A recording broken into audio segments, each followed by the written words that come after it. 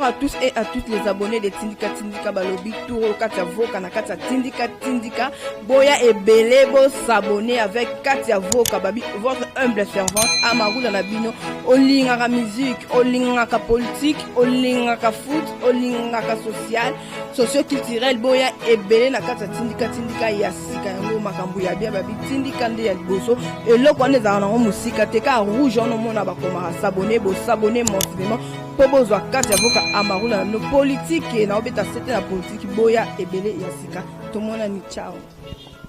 Bonjour, bonjour, bonsoir à tous. Nabatutu bozolanda biso ça dépend na air bozolanda biso on dirait qu'il y a Tindika télévision isa bongo abino Katia Voka obo mesana kozwa ton ya Rolanda na Tindika télévision bo s'abonner bo za toujours wana et puis nazo senga la bande ko tout bolanda biso vraiment bon mais quand un peu ko aider biso na ko partager ba émission oyo na bi ki déjà bo lingaranga ngape na lingara bino bo za ka brancher wana na collègue ça bon on peut ça ba boss na ngambote Rifin qui sombe pourquoi pas au papi Kelly l'homme au pouvoir Richard Longa triple code.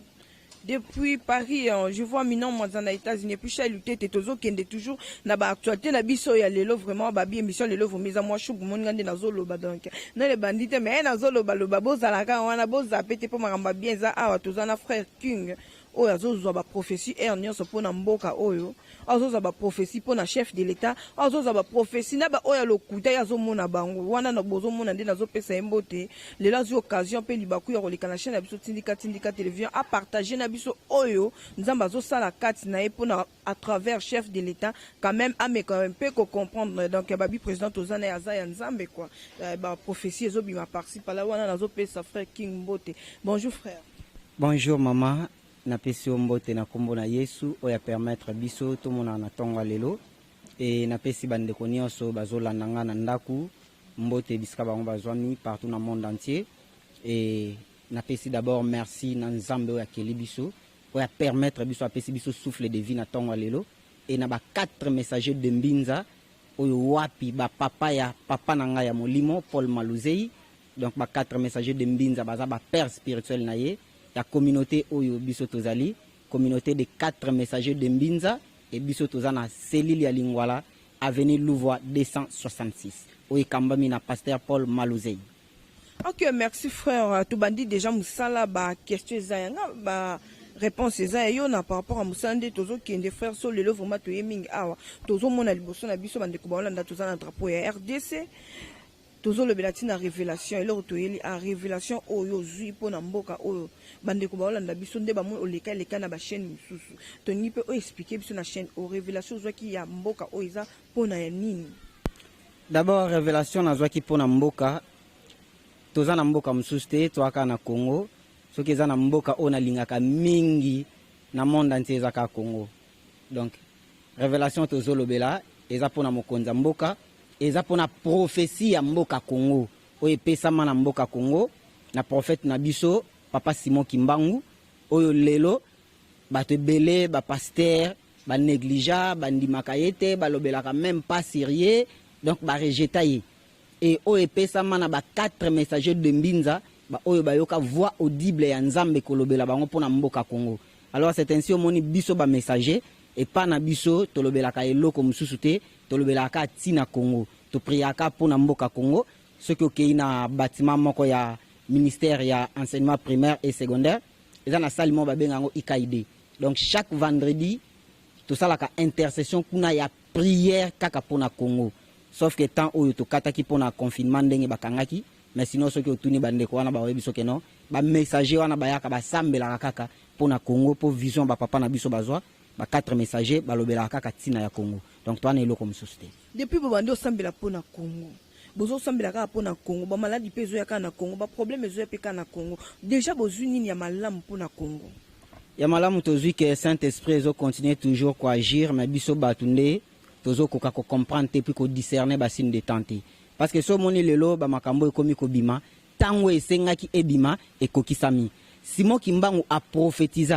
aza lokola Esaïe a prophétisé pour la naissance ya Christ akei mais fallait ba messager batikala o bako banda kolanda munzoto balanda munzoto tie esika yango ekopela bayeba ke Christ abotami c'est de la même manière aussi na Congo Simon Kimbangu a prophétisé ake na ye mais fallait ba 4 messagers de mbinza bazala wana bayoka mungongo ya nzambe e bazela accomplissement ya temps tant ba omona bilembo nde batelema poto banda kolobela yango moni lelo nzambe azo continuer kolakisa biso ba makambo nyonso tozolobela message oyo moko ya ba 4 messagers de mbinza na kombo ya apôtre Daniel Musumbu Kofi asalisa campagne moko na stade Vélodrome ya Kitambo année passée tozaki na frère na biso José Nzita na PCP Mbote Skazwami bomoni d'ailleurs nzembo ayemba ki pona tina Congo frère José Nzita azala présent bande ko na biso bakunda système donc makambo yo ateya pona Congo et c'est le jour là que nazwa vision oyo nazo lobela lelo nazo partager na bande ko nyonso pona accomplissement ya prophétie ya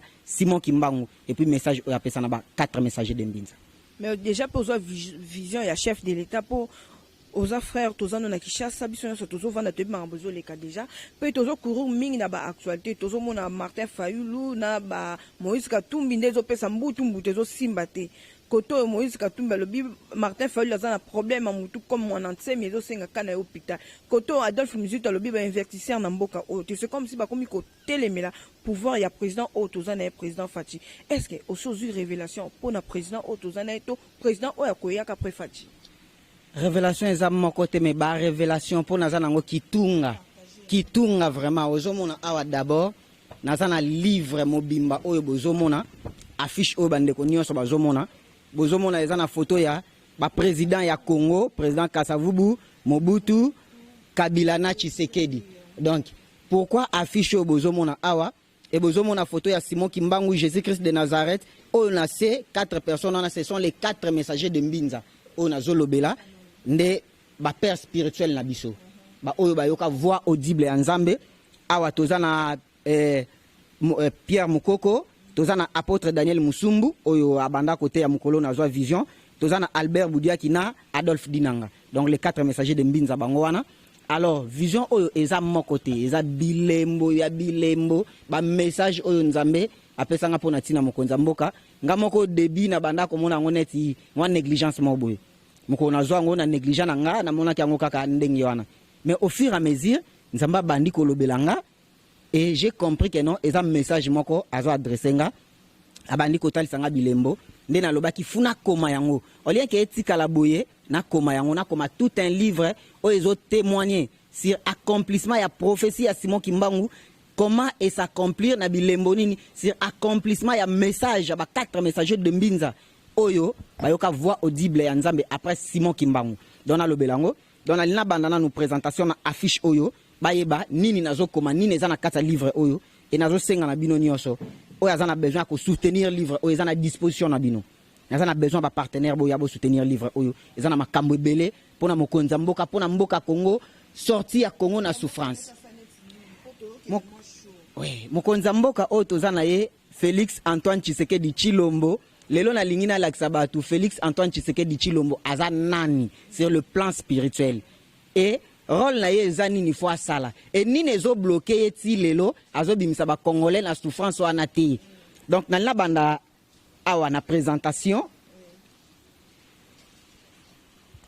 Félix Antoine Tshisekedi Tshilombo tozomona 4 noms awa Félix Antoine Tshisekedi Tshilombo les 4 noms oyo eza prophétie oyo pesama na prophète Simon Kimbangu concernant le 4e président et 4e président wana boko kuta bilembo oyo ezolobela tant tozo fongola bible na frère nanga avandi à côté boko yoka makambo nini ange azoyebisa batu bilembo oyo eza kolakisa accomplissement mais biso ba prophétisa pona 4e président na Congo oyo abimisa Congo na souffrance quels sont des signes oyo kosa biso na ngana yo to kosa mana bandeko na biso bakimbangiste bakosa biso vrai awa to tanga ngope au mona koma bakosa biso ba pesa prophétie ya solote ya Simon Kimbangu oyo ya loba to kotanga ngoto komona tomoni 4 noms awa ezolakisa oyo ya azali le 4e président wana c'est Félix Antoine Tshisekedi Tshilombo na 4 noms ce que vous 4 noms au komi au mona Félix ezana 5 lettres ndebo zomona Antoine ezana 7 lettres Tshisekedi ezana 10 lettres Tshilombo ezana 9 lettres ce qui zui yango nyonso ndenge eza eopesa yo 31 lettres oh so zui 31 wana 3 plus 1 eopesa yo 4 donc c'est lui le 4e président tomoni na kombo na ye toye na naissance na ye naissance ya Félix Tshisekedi abotama le 13 juin 1963. Ce que vous 13 wana d'abord plus 1 ezo pesa biso 4. Mois de juin et comme makana 4 lettres. Et ce que vous 1963 au monde européen ça yo jeudi. Jeudi o eza 4e jour ya semaine. Et jeudi comme makana 5 lettres. Donc sur le plan spirituel, aza 4e, sur le plan physique, aza 5e. Donc on a aussi différentes yaba chiffres wana ezolo belanini. Pourquoi na zolo bela plus en termes de chiffres? Alors, ce que moni awa mois de juin, selon ordre alphabétique, lettre J, dans l'alphabet, est à 10e lettre. Lettre U est à 21. Lettre U est à 9 et N est à 14. Ce que Sangisi en on se ça biso 54. Or 54 o yango ezola ça biso 5 yango aza physique, 4 yango aza spirituel et tout le monde a 4 na 5 o ezopé ça biso nini tant to comme aussi na naissance ya papa Simon Kimbangu. Donc ndenge tozo kende côté vraiment modindo makasi pour okoma na point opo biloko zo expliquer biso vraiment faut ka mutu pe ya spiritualité pour comprendre ngo. C'est le temps de la vérité. To comme une tango fou vérité ezala éclairer na peuple congolais o ba bombela biso. Donc à chaque fois oyo mboka kenda kama be nzamba lamusaka basali na ye oyo apesaka vision pona kobimisa mboka na ye et ya mabe bazanga kate ya malamu pe bazanga kate. Donc to okuta nyonso wana ba prophète abala bazalaki eli pe azalaki. Donc c'est comme ça. Et toujours ba réserve aussi ya Nzambe bazalaka. Ba 4 messages bazwa message depuis 1978. Mais qu'est-ce qu'il y avait ba vanda kinanu? Parce que tant ekoka kinanu te. Fallait baser l'accomplissement mon nzoto epela. Tant epeli et la kisi bilembo nyonso nde ba bimisi maintenant que tokende na message. Donc voilà c'est ça. Alors nazo continuer bozo mona awa muto nazoloba 4e président. Touti kota la kombo na ye, totali naissance na ye. Maintenant to koti na parti politique na ye. Auti na UDPS. Oyo bisonios tozomona avec 4 lettres. Asali plateforme électorale na ye cash.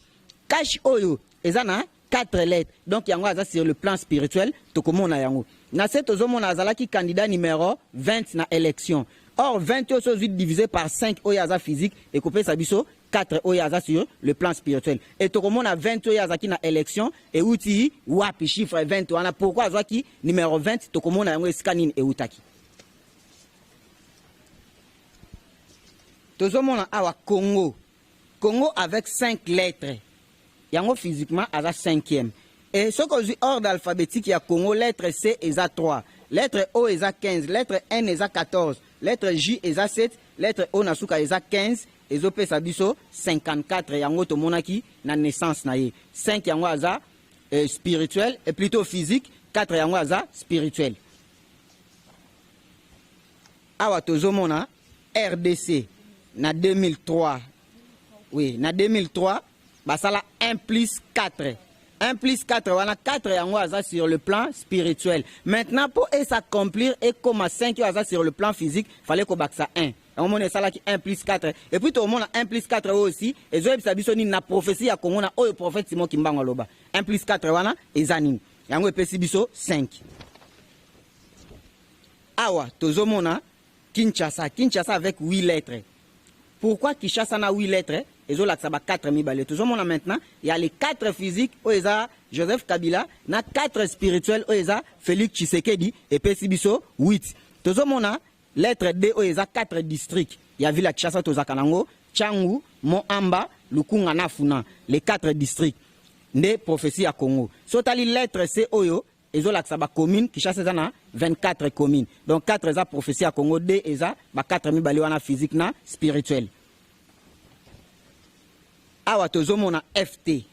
Bomona ka mokonza mboka Félix Antoine Tshisekedi Chilombo. Alata ka elamba moko akomaka FT. F1 lingolo ba nini? Félix T lingolo ba Tshisekedi. Maintenant tozomona kombo na ye aussi ezo se figurer na kata mboka na biso, na ba ville na biso, notamment na ville ya Kinshasa o eza capitale ya Congo et miroir ya République démocratique du Congo. Kombo na ye ezo bima parmi les 4 districts wana. F eza district ya Funa. T eza district ya Tchangu et sika oya kendaka ko s'enrôler ya za kovana na Moamba. Qu'est-ce qui a fait que alonga Moamba akende ko s'enrôler na Tchangu? Parce que Tchangu wana ezo komama na lettre T ezo représenter kombo na ye wana Tshisekedi. Nde yango akendaka kuna. Et soko tali Tchangu eza na 5 communes. Toza na Maluku, toza na Ntsele, toza na Kimbantseke, toza na Njili na Masina. 5 communes yango physiquement aza 5e. awa na outil déjà koloba élection ya 2018 et salama na mboka na biso T o eza Tshisekedi numéro 20, F eza Fayulu numéro 4, SC eza Shadari numéro 13. 13 soko ozui 1 plus 3 ezopesa biso 4. Et puis tout le monde a lettre 13 ezo se représenter mingi na Congo. Tokolobelango elingi kolakisa nini. 4 oyo maintenant Tshisekedi lokola tolobe aza 4e sur le plan spirituel. Ba komi ba 4 mi ba le Joseph Kabila na Félix Tshisekedi. Nzambe lokola aza nzambe ya bolingo akotika ndenge wana te ache mutu moko na kati na bango lokola arbitre. Yango moni Fayulu azalaki na katikati abimaki 2e na élection candidat numéro 4. Po a arbitrer batumi bale oyo FCC na cash. Donc 4 physique na 4 spirituel. Félix Tshisekedi na Joseph Kabila. Awa tozomona maintenant Fayulu, Muzitu, Bemba, Katumbi. Mutuna obo tunaki oyo bandeko na biso bazokoka ko comprendre. Lamuka tangwe bandaki bazalaki au moins 7. Lelo baza 4 parce que prophétie mboka Congo ezolobela sie chiffre 4. Et 4 wana tala composition na bango. Fayulu na Muzitu baza ba Congo. Pouvoir à liboso ya Kasavubu mu Congo. Bemba Mungala pouvoir ya mibale ya Mobutu. Katumbi Muswahili pouvoir ya misatu ya Laurent Kabila. Bango misatu 4 personnes ozomona na katawa Muluba zate. Muluba yewana azana pouvoir. Maintenant rôle na bango ezanine eza ko accompagner ndeko na bango Muluba oyo azana pouvoir pour réussir mission na ye. Yango moni ba omi bale balobaki opposition républicaine entre Katumbi na Bemba. Baloba opposition républicaine donc non violence. Ba omi bale balobi réforme institutionnelle tokomona yango pe na kata Bible réforme institutionnelle wana oyo papa Martin Fayulu alobaki nani akosala yango et eza destiné na nani. Awa tozomona cash FCC Lamuka omoni epesi biso lisusu chiffre 13 oyo tomona ki papa Shadar ezalaki nango kuna et 13 parlementaires oyo ba papa Etienne Tshisekedi bazalaka combien 13 parlementaires pour bakende ko déclarer par Mobutu démocratie ekota na Congo. Lelo tozomona 13 hommes oyo bazotambola na Congo pona koluka kokutana na bakonza mboka baza combien 13. Chiffre 13 wana tokomona e uti wapi.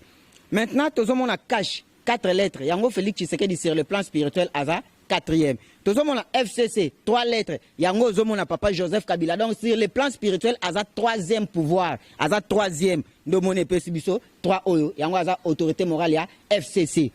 Lamuka 6 oyo so ozu maintenant 4 3 et pesi biso 7 plus 6 ezopesa biso 13. Or 13 on a so 1 plus 3 ezopesa biso 4. Donc so ozu maintenant Lamuka na cash et pesi biso 10 10 wana eza 1. Donc plus tard ba finir par kokoma eloko moko ndenge ba bandaka na Genval ndenge ba kosuka. Tozomona awa l'argent o babengi mbongo. Papa Joseph Kabila tanga longwe na pouvoir atiki papa Félix Tshisekedi na budget ya 4 milliards. Et les 4 milliards wana yango abandaki nango gratuité ya enseignement. Donc même na mbongo fu atiki la yeka ka musolo wana. Kaka wana nde tikalaki 4 milliards yango abandi nango gratuité ya enseignement au bana biso bazotanga nango on a yoka ki bande comme ça lobi non gratuité enseignement biso ndeto bandaki ko banda c'est bien mais pourquoi bo réaliser ki yango te bon naza politicien te moi je suis que serviteur de Dieu nazo transmettre vision oyo nzamba pesa kingai ça reste à vérifier na bino ba journaliste banani baloba yango boyebi comment ça se passe dans le monde politique. Donc moi je parle que de la vision o nzamba pesa kinga pona Congo et puis pona mokonza mboka ni nezo bloquer. Awa na witi koyebisa bino ke toza na bato oyo na okomango na tableau tant okoma na moment okoma na tableau et makambo zobo makongo yango maintenant bozomona Zaïre tokotanga yango bozomona Mobutu tokotanga yango qu'est-ce qui se passe na Mobutu tozomona awa Seko et ni nezo se présenter na Seko wana tokomona ngo prochainement donc tozomona Guadolité et puis tozomona kuna ba naissance nyoso to witi kolobela awa wana ezali pona oyo etalaki nanu bilembo oyo na bandaki kolakisa pona tina ya mokonza mboka. Maintenant tozongi awa na affiche oyo le 4e président wana bazolobela awa na livre oyo nazokoma tozomona Kasavubu Mobutu Kabila na Tshisekedi 4 noms oyo eleki na présidence ya Congo yango wana tozana 4 noms donc 4 présidents ya Congo bangwana Kasavubu Mobutu Kabila, Tshisekedi. C'est les 4, non, les 4 présidents. Mukongo, Mungala, Muswahili, na Muluba. 4 pouvoirs ya Congo, Yangoana. Maintenant, qu'est-ce qui s'est passé? Kasavubu Oyaza, Mukongo. Tant que na pouvoir de son vivant, Aïbaki Moutoyo a remplacé, plutôt Amonaki Moutoyo a remplacé qui est Eza Mobutu, Mungala. Mobutu de son vivant, tant que na pouvoir, Aïbaki Moutoyo a remplacé qui est Eza Laurent Kabila. Mais Laurent Kabila maintenant, tant que Aïbaki Moutoyo a remplacé qui était. Il fallait Joseph Kabila à Zonga. Donc, comme il y a Kabila, fallait Zonga na pouvoir. Pour tant que Longo Aïba Moutoyo a remplacé Eza 4e. Tant que Joseph Kabila Longo a Eskaya Vandi, Aïbi Moutoyo a remplacé notamment que Tshisekedi. Oyo Mukongo tango longo na pouvoir ayeba ki muto remplacer nga eza Mungala. Mungala tango loga ayeba ki muto remplacer nga Muswahili, mais Muswahili tango longwa ki ayeba ki muto remplacer ki ete. Yango Muswahili mususa zonga ki tango longwa ayeba muto remplacer Muluba. Kasavubu asala remise reprise na mutu mokote. Mobutu asala remise reprise na mutu mokote. Laurent Kabila asala remise reprise na mutu mokote. Or mutu azala destiné à cause du pouvoir ndengi wanate, faut du pouvoir par remise reprise. Yango mone salamaki entre Joseph Kabila na Félix Tshisekedi. Donc fallait ele par remise reprise. Maintenant tozo continuer toujours kaka na affiche oyo na scène alaxa kibino, ce sont les 4 messagers. Tozo mona photo ya prophète Simon Kimbangu et tozo mona photo ya Jésus-Christ. Carte ya Congo na carte ya Afrique parce que message est souki na Congo te les appétits na Afrique mais tozomona na affiche aux couleurs verte, couleur rouge ezate ka bleu na jaune. Pourquoi na longoli rouge to komona ngotang to kokoma pona kolobela makambo mususu. OK, voilà, na moni opesi biso explication bien penza na lombango pe toke bien tozoko ba toujours siko na nyonso oyo lobi a to comprendre pe ba olanda biso ba comprendre pe moi quelque chose mais ba prophétie yango oza mutel boso te papa. Ibimaki ebele to mona ki ya pasteur Roland Alopa lekaki alobaki oya ko remplacer président Otozana isa ki pe moi polémique na puis ozaka na réseaux sociaux ba prophétie mususu pe bima pona chef de l'état mususu pe bima akoza la présenter azo travailler mais nini siko ezo kwasire biso ke oyo ndozo lobeza ya solo. Bon na lina ebisabino boye d'abord alobaki 2020 c'est l'année de l'action, n'est-ce pas? So 20 plus 20 ezo sabiso 40 le chiffre 4. Autant on a tableau à chiffre 4 zo biso nini et frère Pati na lingi ozula biso Bible autant d'abord na mukanda ya Esaïe 20 na 3e verset zo biso nini mandat ya mokonza mboke aussi là na 2023 maintenant totikal na 3 ans Bible epesa biso réponse na question oyo tuni obatnyo so balobaki akoko zo pouvoir te l'homme propose Dieu dispose et penser ya batu eza ya nzambe te donc wana eza penser ya batu eza ya nzambe te nzambe asala ka selon batu te asala selon pensée naïe selon volonté naïe. Omoni donc c'est ça. Ba peut ça biso écriture comme ça. Ba peut ça écriture ah OK. Na tia papa Esaïe 23. Merci pour la parole.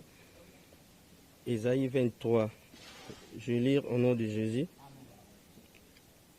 Et l'Éternel dit, de même que mon serviteur, Esaïe marche ni et de causer et de chausser ce qui sera dans 3 ans. Un signe et un présage pour l'Égypte. Voilà. On a versé dans awa. Esaïe 20, na 3e verset, et l'Éternel dit, de même que mon serviteur Esaïe marche ni et de chausser, ce qui serait dans 3 ans un signe et un présence pour l'Éternel et pour l'Éthiopie. Plutôt pour l'Égypte et l'Éthiopie. Donc c'est-à-dire dans 3 ans, sin moko eko salama. Simon kimbangu oto zolobela abanda otambola ndenge. Makolongulu na Kongos. Donc c'est-à-dire tangu bato bakozonga makolongulu wana ezoloba nini. Moïse avant azwa message ya Nzambe pour akutana na nzete ezopela moto mezo zikate Nzamba ebise Moïse ot te sandal longola ba sandal na yo ba sandal wana eza nini eza bilembo makambo ya mabe oto zanango papier peint ya kala ndenge muze Daniel lobaka to longola papier peint ya kala donc ba papier peint ya kala eza nini bizaleli o eza na kati faut ba congolais to longola na bizaleli batu nyonso bazolo ba wana sur président de la République président Diallo numéro 1 ya église o esika mokonza mboka sambelaka n'est-ce pas oui ya église na isi bango nyonso tous les hommes de Dieu ko banda na président de la République ko kitati na se ba ministre ba nyonso bazana ba pasteur na bango. Mais est-ce que bango ba pasteur basi ba bandi ote évangile solo basi bazongi na repentance nde biloko futo longola. Mais nini pe zo laksa ki dio no te évangile nazana lo mzute moi je parle que la vérité tozo tanga écriture et puis nazo laksa bino makambo yo bato bazomona boye na misu bozomona. Est-ce que yebite ka Félix Tshisekedi awuta na IDPS makambo to tangi naissance na ye nyonso na lakisi bino na bakisa eloko nini na kati papa na ngai to ke malembe parce que biso to ba chrétien. oui. Lelo to komi na président sous Antoine Félix Tshisekedi Tshilombo, je le salue aussi mon président. To bandi ko sambela pona ye. Mais avant Félix Aya, président Oazalaki, to zo ki révélation te pourquoi? Tozwa kite parce que nzamba alobaka avant et après te mais alobaka kaka na temps wana. Asali 18 ans oui. Ye asala ki ba souffrance nyonso pe tozalaki nango. OK, asala ki continuité nazonga na affiche oyo. Na lakisa bino awa bande ko ba comprendre. Totangi 4 présidents awa tomoni Kasavubu, Mobutu, Kabila na Tshisekedi. Pourquoi ye tozo compter te tozo sangisa de Kabila place moko? Parce que ye aza continuité ya Kabila oyo. Ye asala 3 ans, ye asali 18 ans. So 18 plus 3, ils ont fait sabiso combien? 21. Donc so 21, on a 2 plus 1, ils ont fait sabiso 3. Donc asa continuité ya Laurent Kabila. To komona ngotan to koma na kombo, wana na préféré na komango na tableau. Bato mona donc asa continuité ya papa na ye. Et sur le plan spirituel, asa continuité ya Joseph Désiré Mobutu. To komona yango pe comment asa continuité na ye. Ya salika continuité. Donc asa la continuité ya Joseph Désiré Mobutu sur le plan spirituel, sur le plan physique, à sali continuité, il y a Laurent Kabila. Pour na kolanda ba dire na yo na kokotsa ba simo kimbangu la tozota ba simo kimbangu to mona rape ba mwana nsemi na moni ope beti susu solo a simo kimbangu bozo pesa ka ba tendance moko na ba ni mwanda nsemi. Naza tendance be trop bokoko. Naza tendance moko na bangote yango moni thème na komi wana shit ya Congo. Shit ya Congo ezana makambo ebele. Shit ya Congo 1 ngana yo mama ndeto vandiawa. Est-ce que yo na vie na yo so ndima ke simo kimbangu za prophète pour na mboka Congo? A prophétiser pour na Congo? Mituneza yo ba réponse nga me ngape na tunio. Ndenge Jésus. Ngade na otuna yo. Est-ce qu'on ndima ka ke simo kimbangu za ki prophète pour na Congo? Kaka bande ko na biso, na bisa ba pasteur oyo bazolanda nga les hommes de Dieu lokola nga bandima ka ke Simon Kimbangu était notre prophète. Est-ce que tozonga na spiritualité na biso? Tout ka confondre. Ko eloko sali ke batu bandi ma prophétie Simon Kimbangu tezate ke po ndengo toko lobake ba bomba ki prophétie ya Simon Kimbangu. Na ba bombi prophétie ya Simon Kimbangu ba bimisi oza yango te. Siko batu bandi mandeni ke Simon Kimbangu pesa ki prophétie ya solo na en même temps que na kati ya église ya Kimbangiste bazo sambia na bosolo. Vous connaîtrez la vérité et la vérité vous affranchira.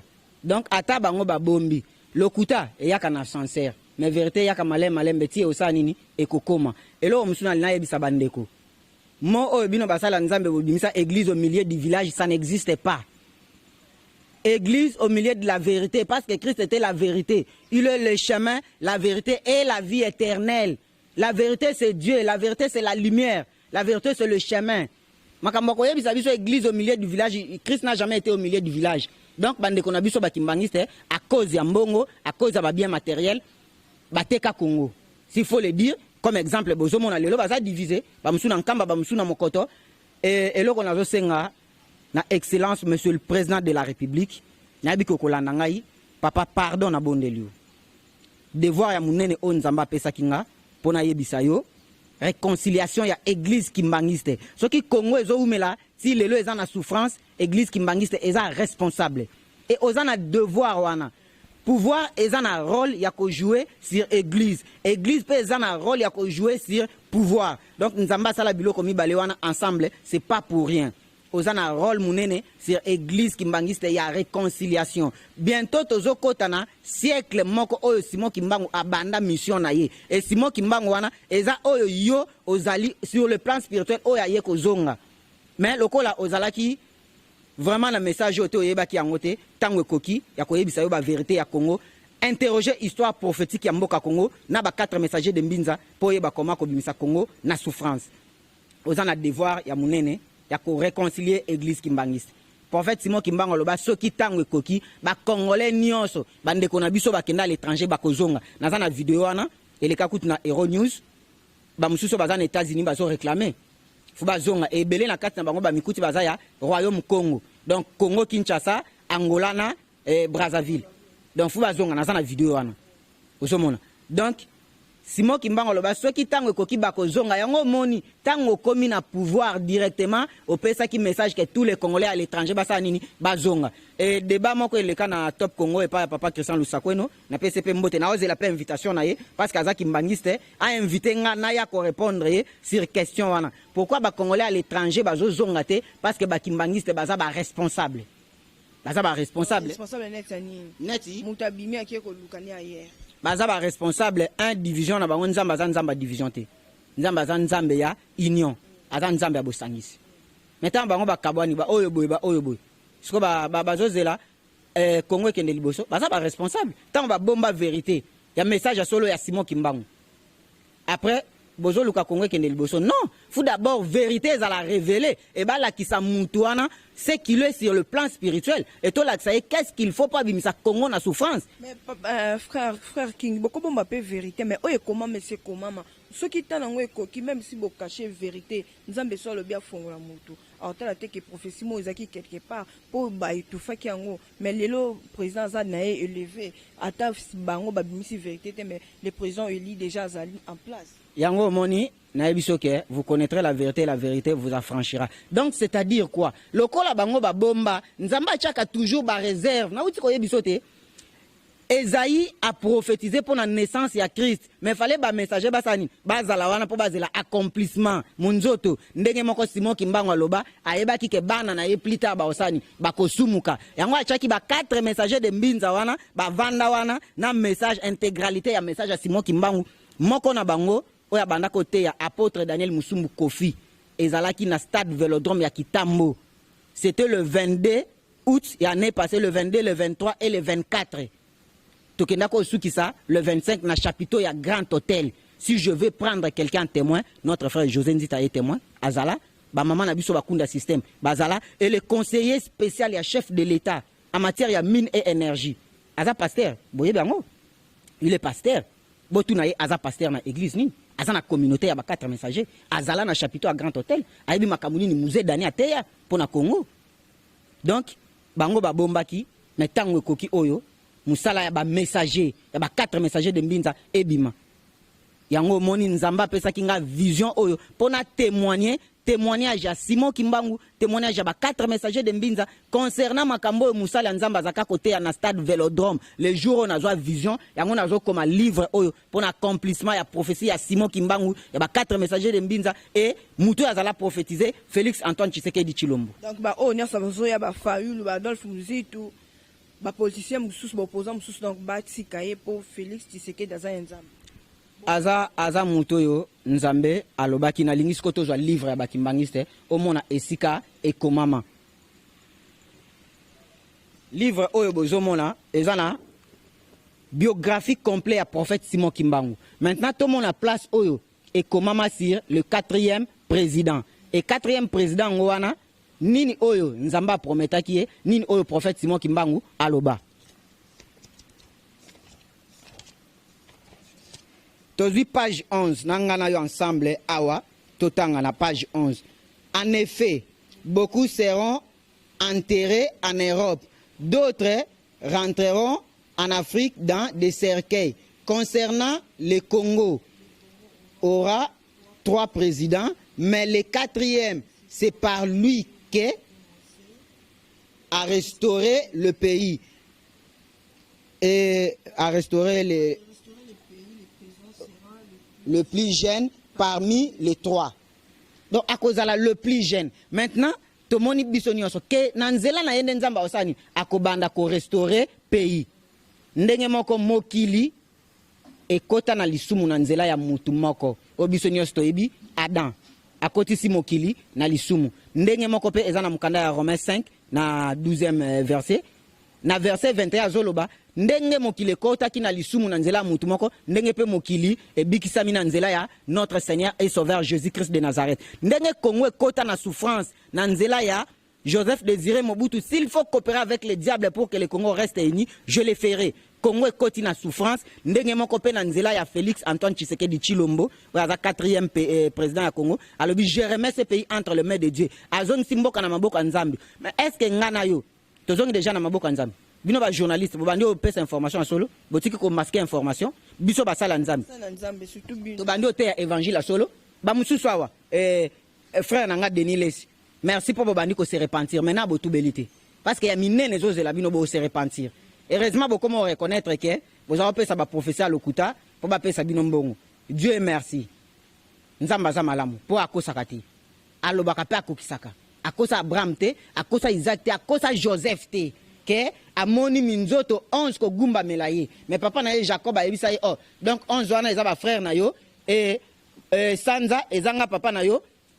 Nini plutôt moi ezanga papa na yo Sanza eza maman na yo to gumba mela yo même mukolo Joseph comme premier ministre papa na ya kenda gumba mela ya pesa bâton ya Abraham pa na ye.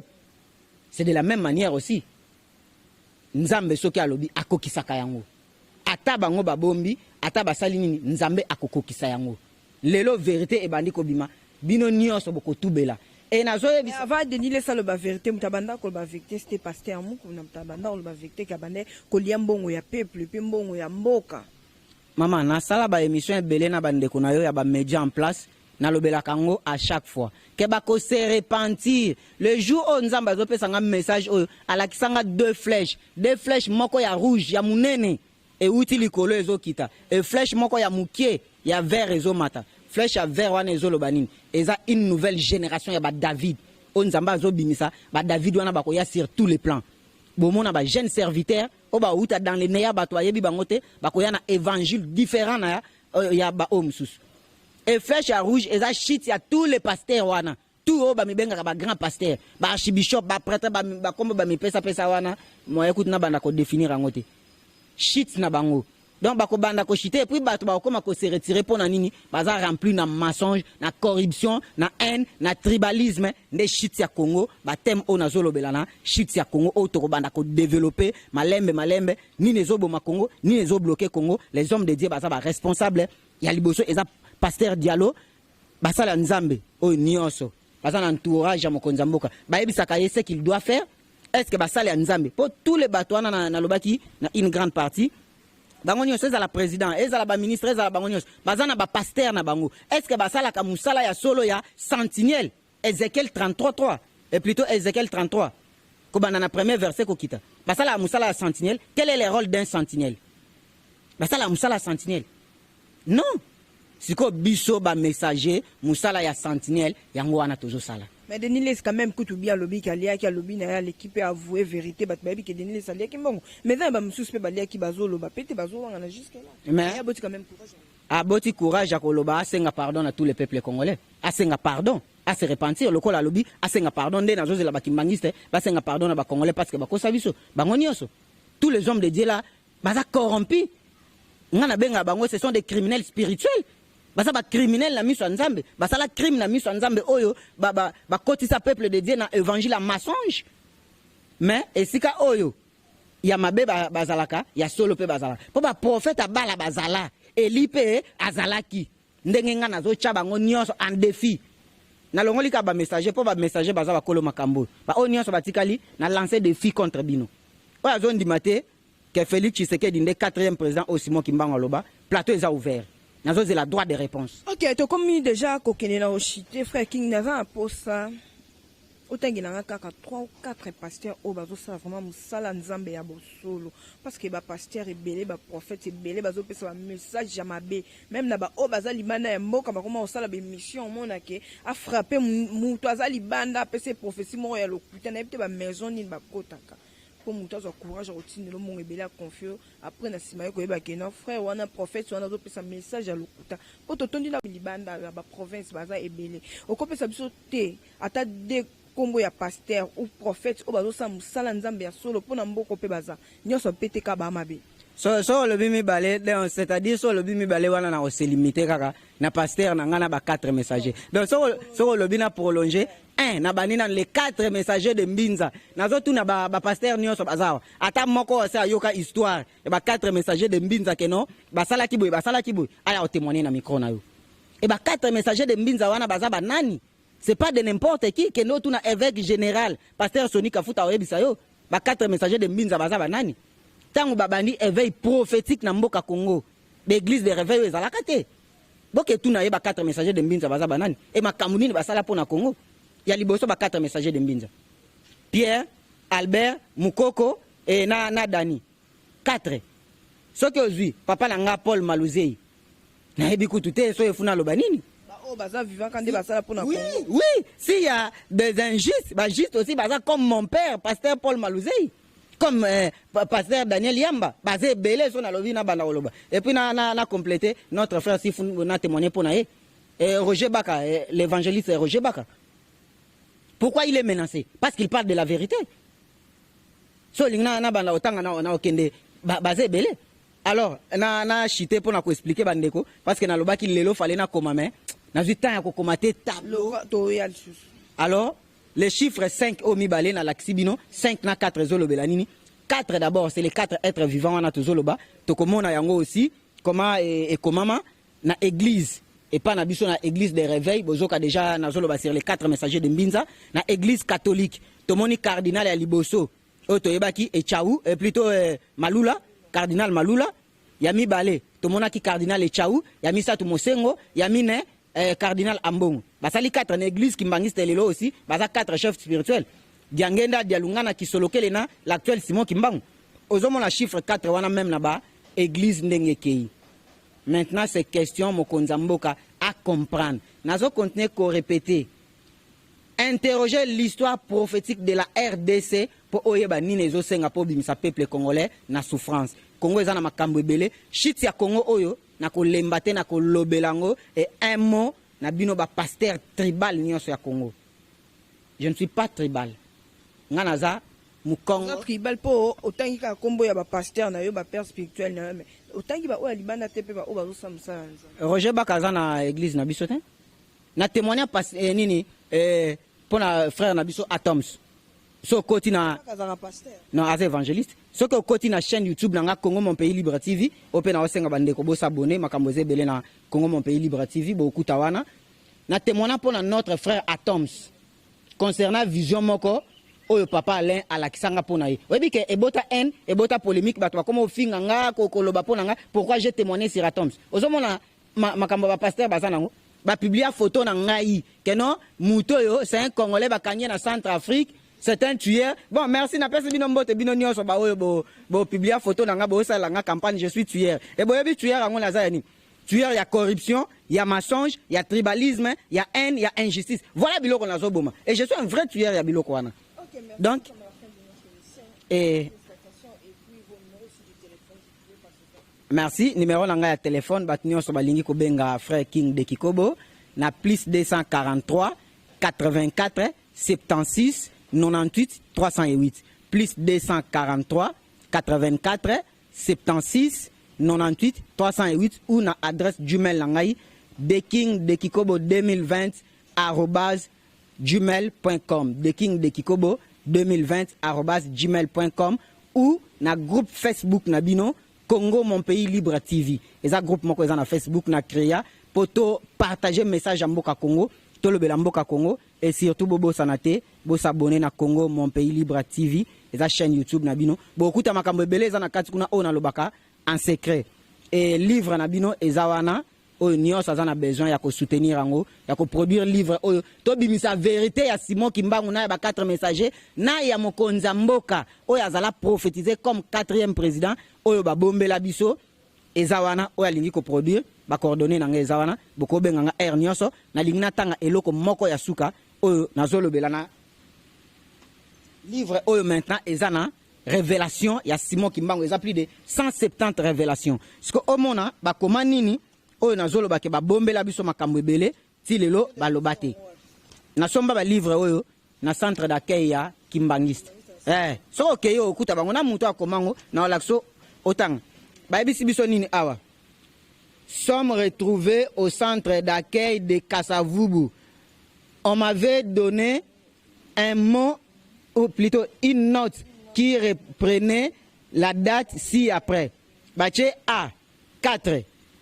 Complété, et na se baché le 1er 9-2016, la fin du ténèbre. Surtout maintenant, 2016, c'est qui fin ya mandat yanan. Joseph Kabila. Si c'est lui exactement qui était le 4e président au Bango Bayebi Sabiso, pourquoi arrestera qui Congote? Pourquoi gratuité enseignement banda quitté? Et pourquoi Congo et Zonga qui n'a pas nzambete? À part cause à la 4 oyaza physique boui. Mais quels sont d'autres signes? Oyo, c'est lui le 4e. Kakawana na se ozomona abache balaxi 1 et plutôt 4 et 5 et 1 plutôt. Bache 4 et 1. 4 et 1 wana ezolaksanini. 1 plus 4 oyo to mona kikuna. Et 4 na 1 oyo ezolaksanini. C'est le famille à papa Simon Kimbangu. On a zolo la chiffre 5. Toko développer en autant to comme en terme ya chiffre. Mais yo zana ba chiffre na nzoto na yo, ngana zana ba chiffre, batu nyonso azana ba chiffre na nzoto na bango, bakoyeba pourquoi na zolo en terme de chiffre, ba chiffre wana eza nini. Toko bango prochainement. Apesi bino merci.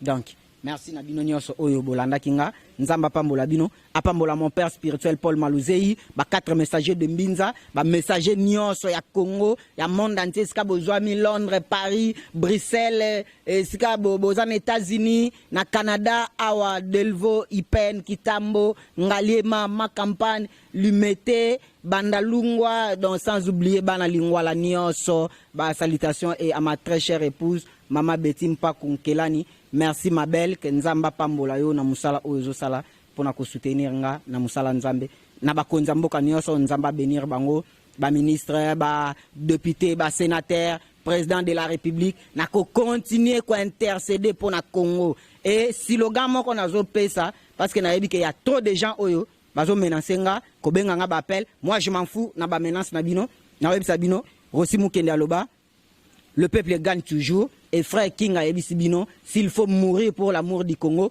oui, je le ferai. S'il faut mourir pour l'amour du Congo, oui, je le ferai. Babo manga pour na Congo, j'accepte, je vais mourir pour le Congo. Nana mboka msuste ona otike là-bas nanga à part Congo. Je suis né au Congo, j'ai grandi au Congo, na tangi na Congo, donc le Congo c'est ma patrie.